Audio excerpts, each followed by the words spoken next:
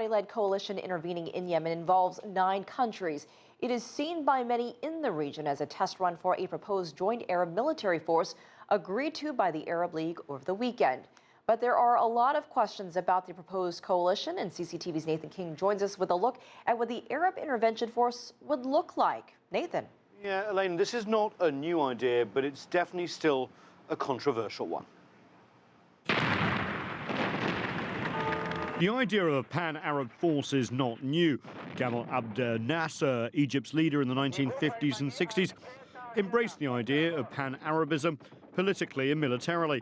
But the notion of Arab unity foundered after Arab armies were defeated by Israel in the 1967 Six-Day War.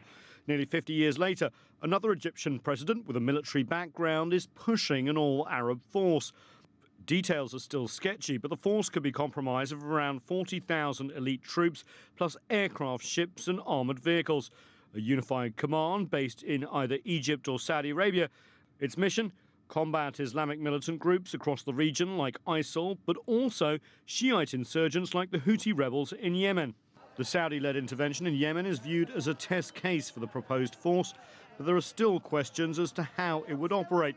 The force, it seems, will be voluntary, and it's not clear how it would be led or how many of the Arab League's 22 members would join.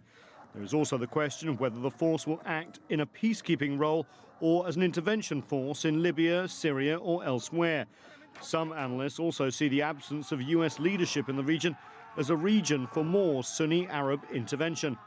I think it's the same message that the Middle East has been receiving from the United States for a couple years now, where U.S. policy does not seem to be treating the region as a whole and understanding of the regional dynamics, but is looking and making policy based purely on a local section. So we can treat Yemen differently than how we're treating Iraq, different than how we're treating Syria, even though we see Iraq and Syria as one conflict, and Yemen actually playing off of the Iraq-Syria conflict. But this proposed Arab force could serve Washington's interests too. As U.S. troops pulled out of Iraq and Afghanistan, and ISIL influence gained a foothold, Washington wanted others to take the lead in fighting regional threats. Analysts say Arab peacekeepers could also act as a balance to Iran's ambitions.